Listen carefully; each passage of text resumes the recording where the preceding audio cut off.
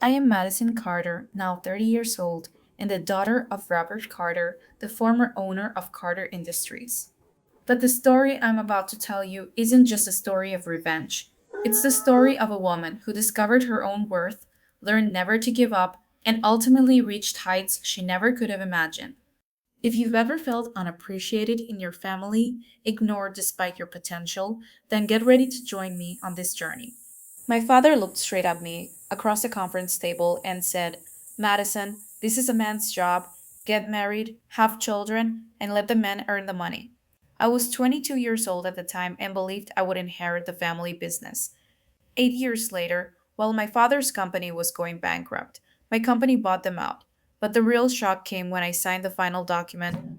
It all began in Dallas, Texas. Carter Industries was founded in 1948 by my grandfather, George Carter, and had become one of the most established construction companies in Texas. My father, Robert Carter, had been running the company for 35 years, and it had grown into a massive organization with an annual turnover of $200 million and 300 employees, skyscrapers, shopping malls, office complexes. Half of the large buildings in Dallas bore the Carter Industries name. From a young age, I always thought I would be a part of this company. As far as I can remember, I would go on construction site tours with my father on weekends. Even at the age of 8, I would talk to the workers in my hard hat and try to climb onto my father's desk to look at the big plans. The lines on those large blue papers seemed magical to me.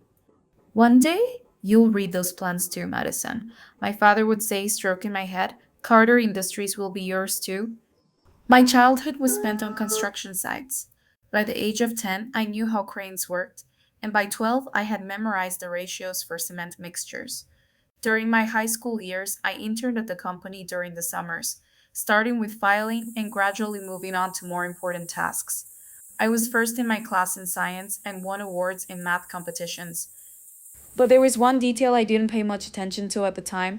My brother Tyler Card, 3 years younger than me, Tyler was into sports and parties and didn't care much about school. His grades were always average or below average. He was studying business administration in college, but wasn't very interested in his classes. For him, college was more about social activities and hanging out at sports bars.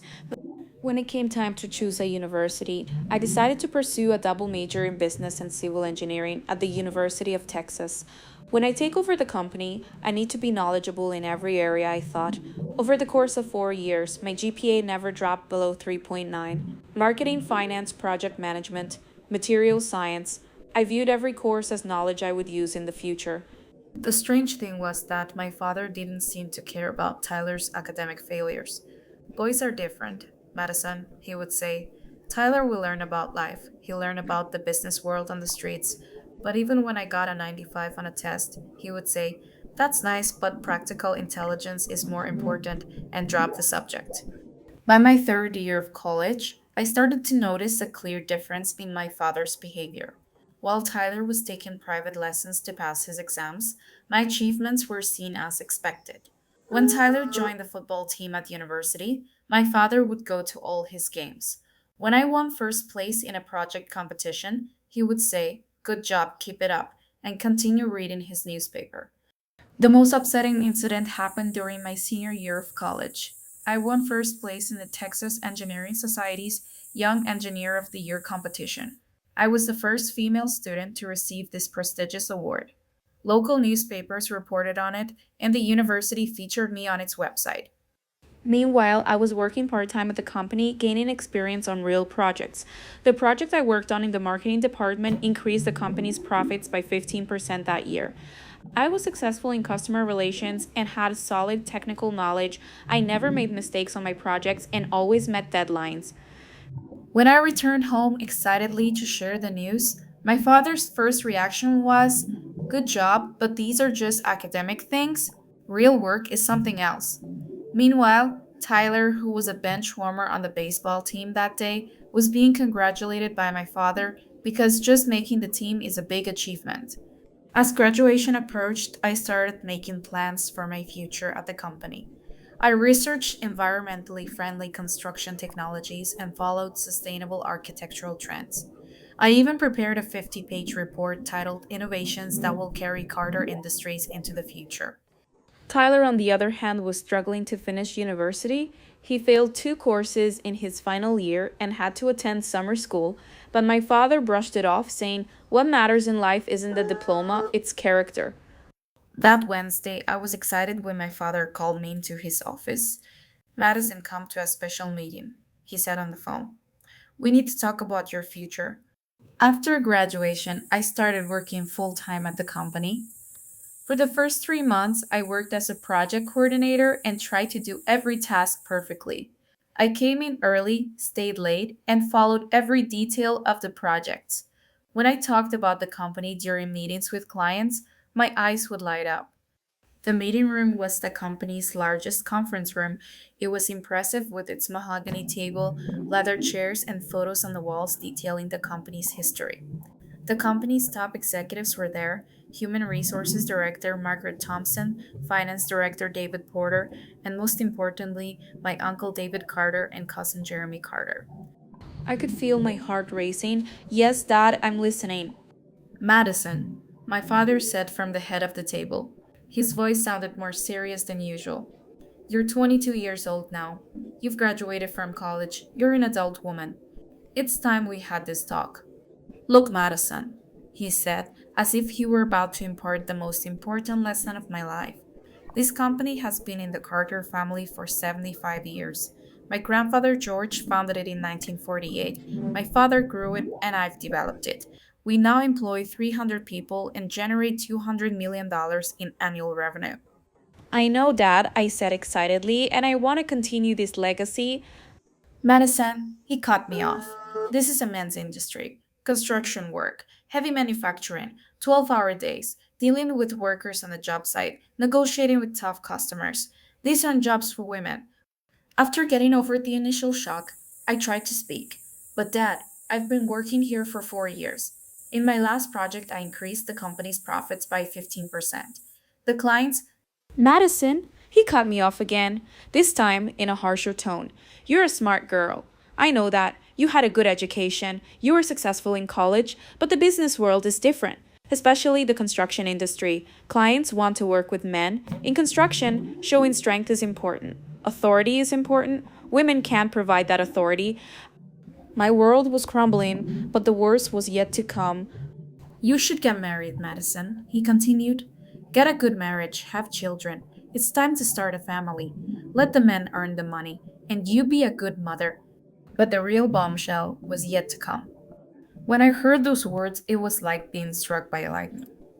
My 22-year-old dream, my 4 years of university education, countless projects, countless nights of work, all of it was rendered meaningless in an instant.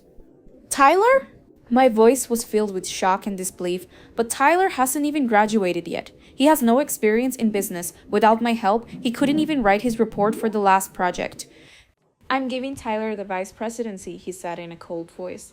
"He'll take over the company. Over the next 5 years, I'll teach him everything, and when I retire, Carter Industries will be his." Tyler is a man, my father said, as if that answer explained everything. And men can do this job. Men are born leaders. Men can argue with clients, yell at workers on the construction site, and make tough decisions when necessary. You can't do that, Madison. You're a woman. David Porter, the finance director, also chimed in. "Madison, you're a very talented young woman, but I've been working in this industry for 30 years, and female CEOs don't succeed. Let's not break the company's tradition." At that moment, I realized that everything I had believed for 22 years was a lie. The memories of my father telling me you'll be the owner of the company one day were just words meant to comfort a child. In reality, my gender had disqualified me from the start. The other men in the meeting nodded silently. None of them supported me. Even my uncle David added with a smile, Madison girls should focus on marriage and children. That's your nature. Tyler's nature is the business world. Dad, I said, feeling my voice tremble, I've been working here for 4 years. I graduated with much better grades than Tyler. I've never made a mistake on any of my projects. The clients love me. The meeting room fell into an icy silence. Everyone was looking at me, but no one said a word. It was as if they had all known this was going to happen, and I was the only one who didn't. Madison, my father shouted, speaking to me with such harshness for the first time.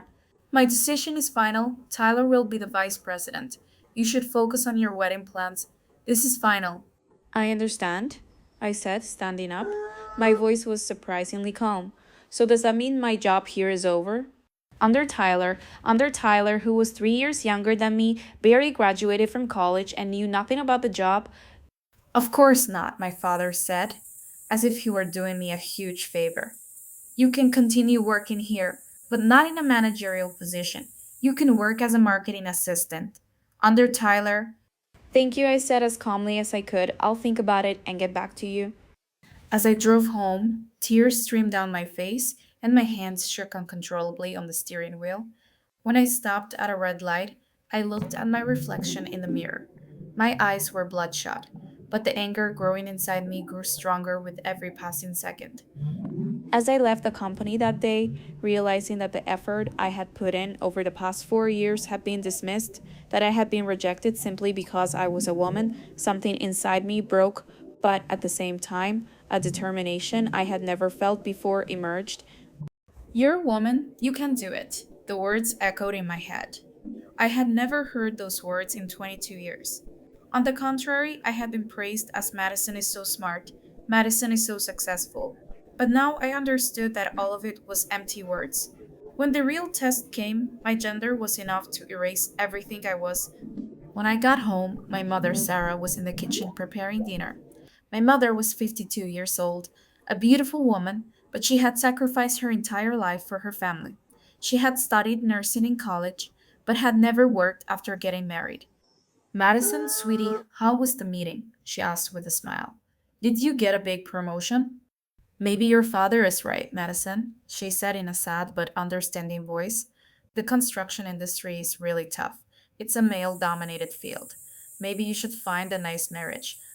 When I told her what happened, my mother's face fell. But what was surprising was that she seemed to accept it as normal. Mom, I shouted, losing control. Are you going to say the same thing? I've been working at that company for 4 years. I'm 1,000 times better than Tyler. No, Mom, I said firmly. I love this job and I know I'm good at it. If Dad won't give me a chance, I'll create my own. Calm down, sweetie, my mother said, trying to calm me down. Maybe this is better for you. The business world is really stressful. You can build a nice family. My mom looked at me with a worried expression. Madison, don't talk like that. It'll cause problems in this family. Madison, isn't that great? Tyler said, showing off. I'll be running the family business now. Of course, you can stay in marketing and help me out. The problems are already here, Mom, I said, and I'm not gonna accept them anymore. Tyler was also at dinner that evening. My father had told him about the vice president position, and Tyler was over the moon. Will I help you? I asked, trying to control my anger. Yes, your experience will be useful when I'm CEO. Of course, under my leadership, Tyler said confidently.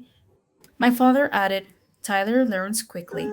Madison, you can pass on your experience to him. Tyler paused for a moment. Big projects, the hotel project downtown. That's interesting, I said calmly. So, Tyler, what is the company's biggest project right now? At that moment, I realized that in my family's eyes, I would only be Tyler's assistant. All the knowledge and experience I had accumulated over the years would be used to serve Tyler's success. Seeing the big picture, I repeated, what is the company's profit target for this year? Tyler chuckled. I'll find out the details, Madison. What's important is seeing the big picture. That project was completed 6 months ago, Tyler, I said coldly. The biggest project currently underway is the office complex in Austin. It's a $25 million project. Do you know what stage it's at? Again, silence. Again, silence. What was last year's revenue? That's when I made up my mind. This family would never take me seriously. If I wanted to prove my worth to them, the only way was to succeed on my own. Tyler was starting to get annoyed. Madison, I'll find out all of that. You can teach me. Who is our biggest client? Lisa, were you asleep? I asked when she answered the phone. That night after work, I called my closest friend from college, Lisa Rodriguez.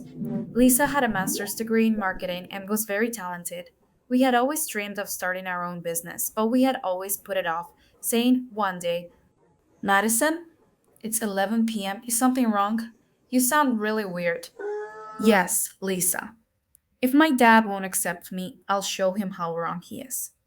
When I explained the situation to her, Lisa remained silent for a long time. Madison, are you serious? She finally asked. Are you going to start your own company? Lisa, I said firmly, I know this business. I've been working in it for 4 years, and I studied in college. The only thing I was missing was believing in myself. Now I do. Lisa started to get excited. If you're serious, I want to be part of this. Besides, you can't handle the marketing side of this business. But Madison, this is very risky. The construction industry is really tough. You need money, connections. After that call, I couldn't sleep. The next day, I went to work, but everything was different. I wasn't Madison working at Carter Industries anymore. I was Madison, the one who was going to start her own company. The next 3 months were terrifying. There were constant arguments at home. My dad was angry, my mom was worried, and Tyler was happy because he no longer had any competition. Madison, this is childish. My father would yell at dinner. You can't start your own company. No one in this industry knows me. Customers won't take you seriously. These words motivated me even more. Every you can't do it only strengthened my resolve. What do you know about business? Tyler would add. I'm now the vice president of the company. Work under me, and we'll give you a good salary. When I decided to leave the company, the first thing I did was reach out to my old professors at university, Dr. Amanda Richardson, in particular, mentored female entrepreneurs, and her support was crucial. Dr. Richardson had been a professor in the business department at the University of Texas for 20 years. She also ran her own consulting firm and had made supporting women entrepreneurs her special mission. Madison, she said in her office, sipping our coffee, I understand your situation because I went through something similar. 25 years ago, when I was an academic and wanted to start my own consulting firm, my male colleagues said women can't run big companies. How did you manage to do it? I asked curiously. With determination, patience, and most importantly, by believing in myself, she said with a smile. But Madison, I've been in this industry for 30 years. I've seen very few people as passionate and talented as you, but you'll face many challenges along the way. The construction industry is particularly male dominated. Are you ready? I'm ready, I said firmly. Dr. Richardson introduced me to Jennifer Welch, a colleague who owned a small construction company in Boston. Jennifer was a strong woman who had gone through the same situation 15 years ago and had started her own company. Medicine the first 2 years will be hell, she said bluntly. Men won't take you seriously. You'll struggle to get loans from banks. Clients will question your experience. You won't get support from your family, and your friends will think you're crazy. During our first video call, Jennifer laid out the facts very clearly. But you managed to succeed despite all that, I said. During my research, I discovered that the construction industry was moving toward environmentally friendly technologies in the future. Sustainable materials, energy efficient systems, smart buildings. This was an area my father had never been interested in, but it had huge potential for the future. With Jennifer's advice, I began preparing my business plan. I decided to develop a completely different concept from Carter Industries. Yes, because I persevered. And I learned this. If you're truly talented, people eventually notice. But you have to work very hard for it. You have to work 3 times harder than men for them to take you seriously. I had taken elective courses on green building at university, but I hadn't delved into it deeply. Now I started studying this field intensively. I enrolled in MIT's online courses and followed Stanford's Sustainable Architecture program. Lisa was conducting marketing research. Madison, she said one day excitedly, this eco friendly construction trend is growing at an incredible pace, especially the younger generation is very conscious. Companies are publishing sustainability reports and trying to obtain green certifications. For 6 months, I prepared my project down to the smallest detail. I was not only developing a business plan, but also technical know how: solar panel systems, rainwater harvesting, recycled materials, energy efficient HVAC systems. I was trying to become an expert in every field. But what bothered me the most was my mother's attitude. She would say, "Madison, why are you pushing yourself so hard? Find a nice man, get married, have children. Why is this so difficult?" The hardest part of this process was the family pressure. My dad kept saying, give up this nonsense and come work at the company. Tyler, on the other hand, would belittle me, telling his friends, my sister is becoming an eco warrior. Once my business plan was ready, I started looking for investors. The first group Dr. Richardson introduced me to was a venture capital firm based in Dallas. The first presentation was a complete disaster.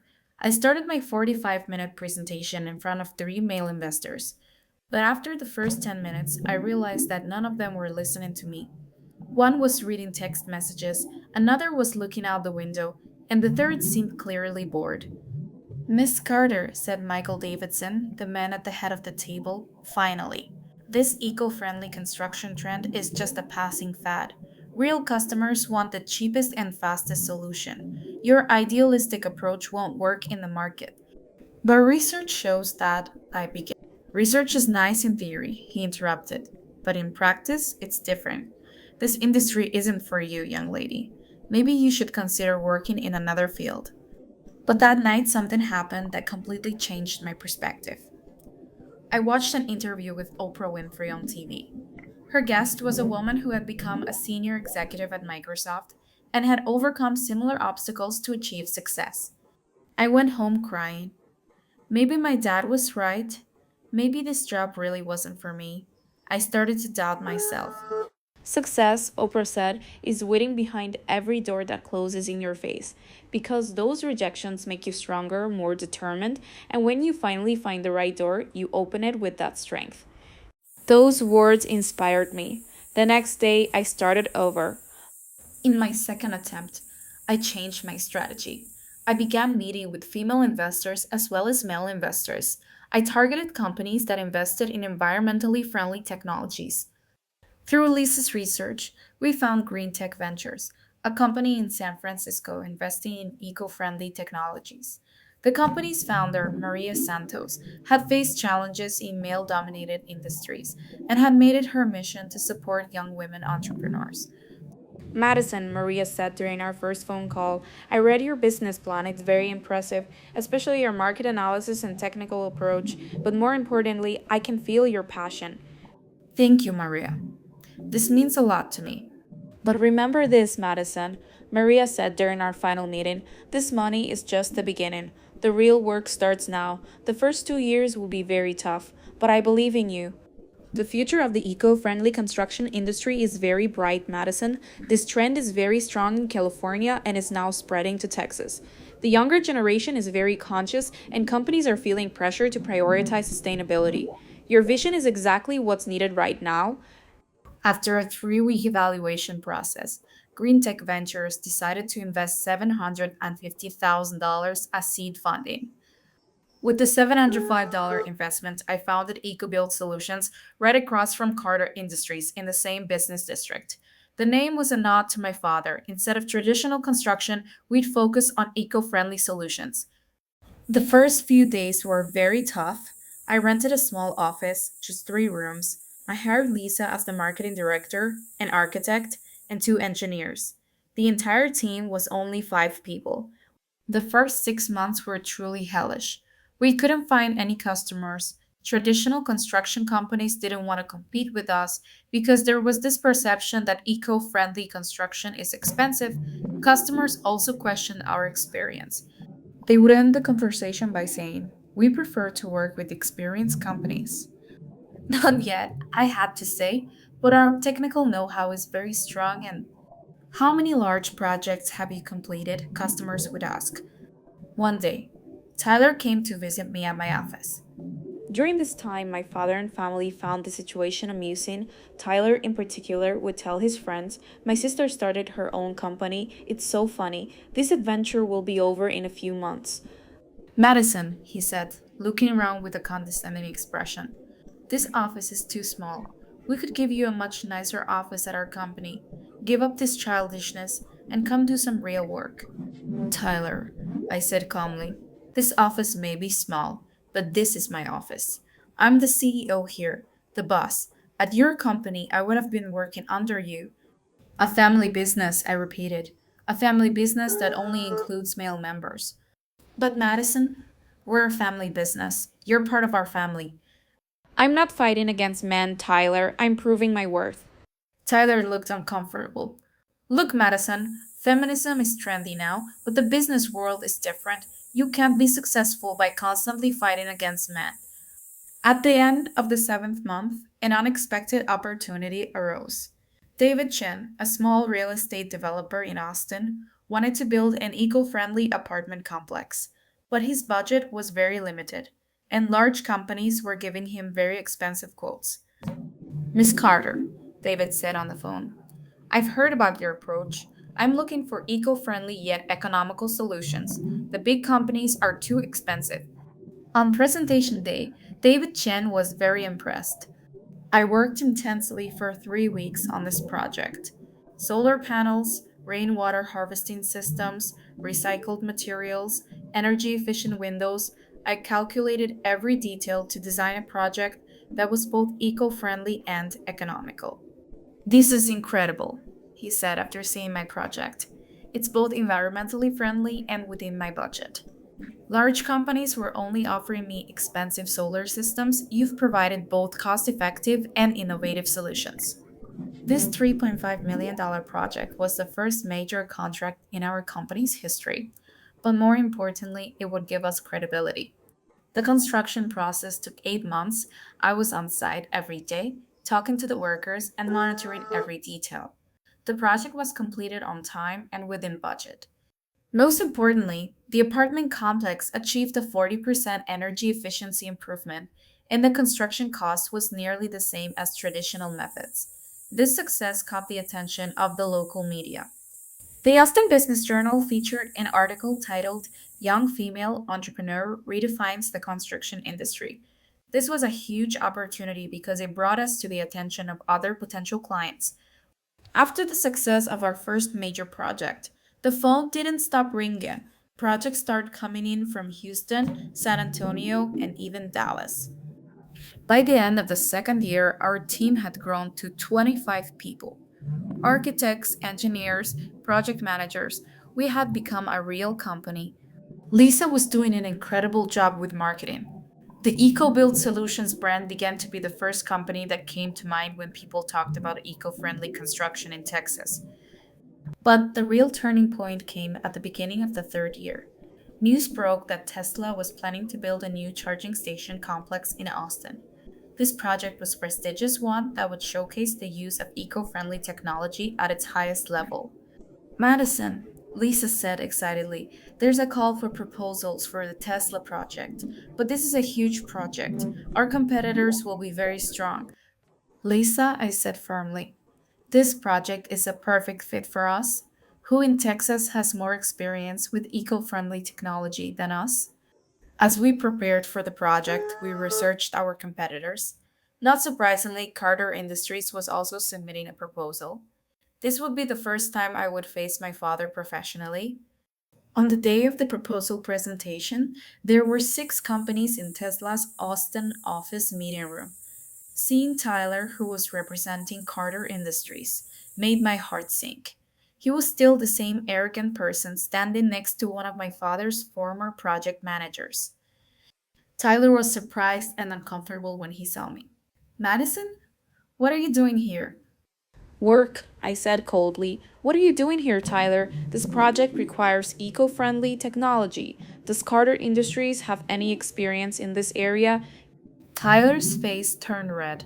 We've been in construction for 75 years, Madison. You just started 3 years ago. When the presentations began, the other companies showcased their traditional approaches.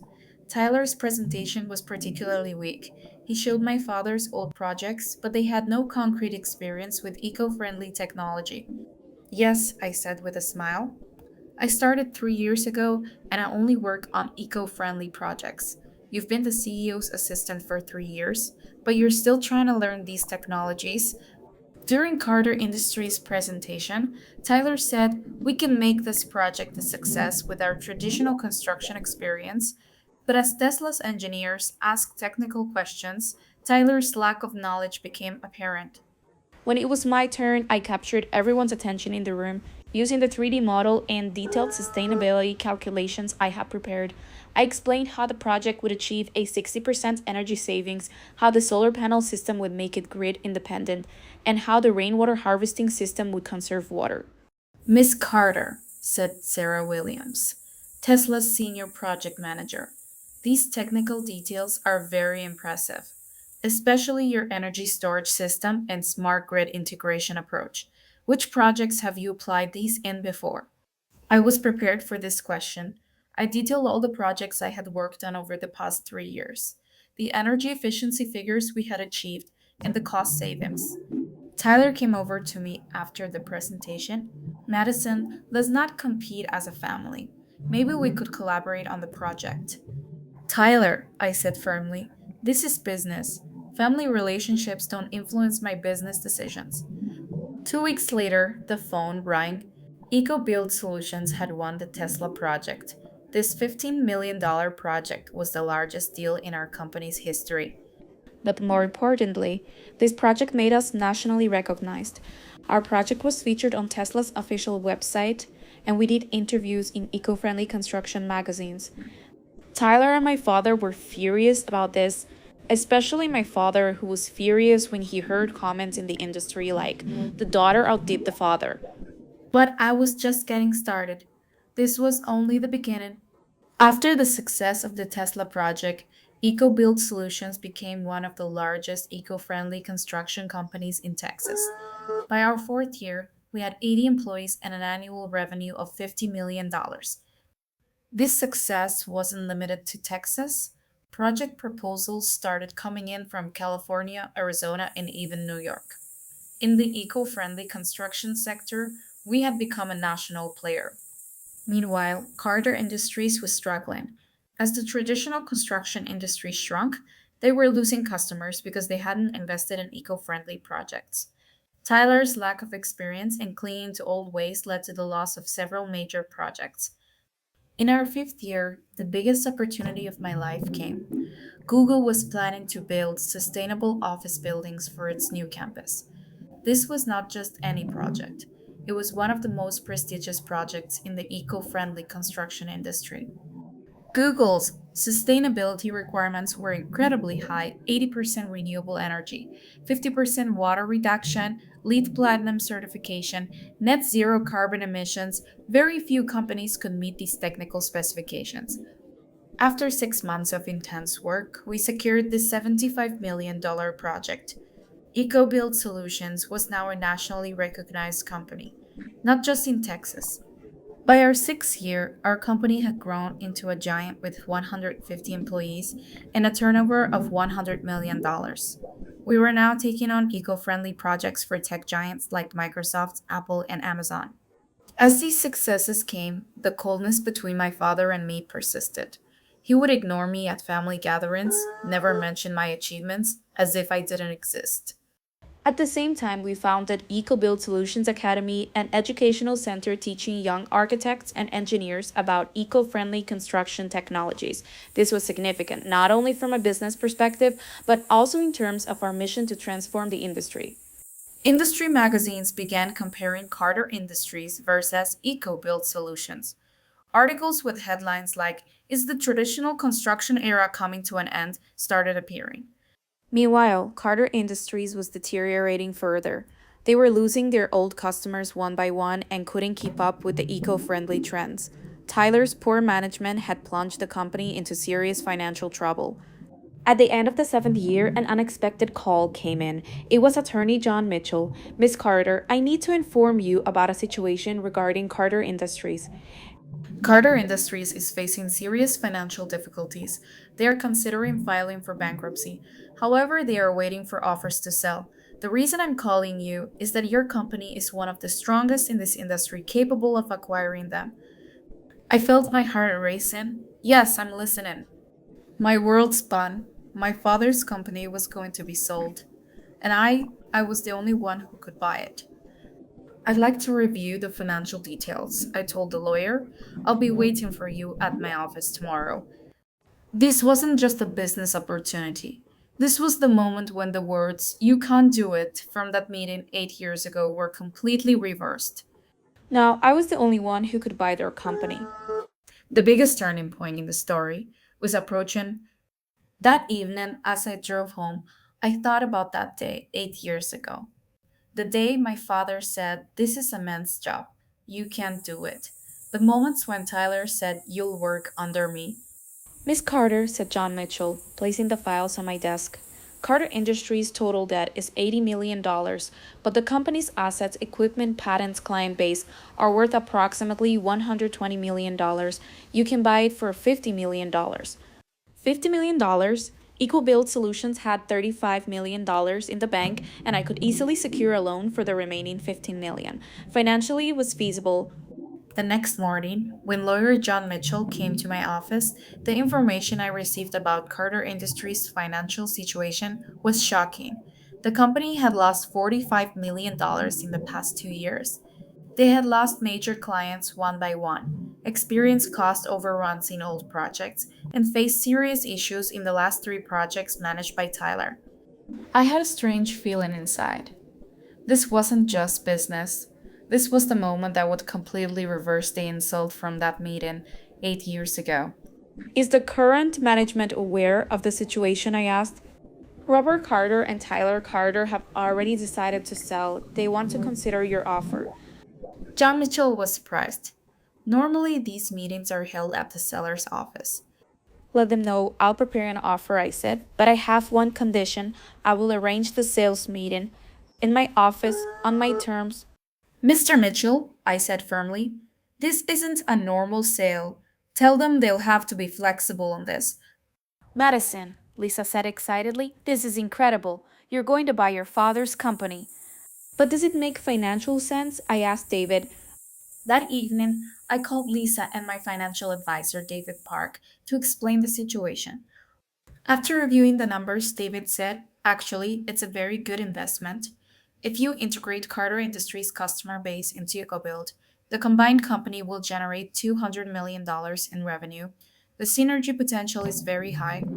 Over the next 2 weeks, I prepared intensively for the meeting. This wasn't just a financial transaction, it was also a reckoning with 8 years of disappointment. I arranged EcoBuild Solutions' largest conference room for the meeting. The walls were covered with photos of all our major projects over the past 8 years: the Tesla Supercharger Complex, Google Campus, Microsoft Azure Data Center, Apple Store Renewable Energy Systems. Lisa asked, "Madison, isn't this a bit dramatic?" On the table, I placed EcoBuild Solutions' latest annual report: 150 employees, $100 million in revenue, 95% customer satisfaction, and over 50 LEED certified projects. "Lisa," I said with a smile, "this isn't dramatic, this is telling the truth. Those who told me you can't do it 8 years ago will now see what I've accomplished." On the morning of the meeting, I arrived at the office early. The meeting was scheduled to begin at 9 a.m. At 8:45, David Park and my legal team were in my office, making final preparations.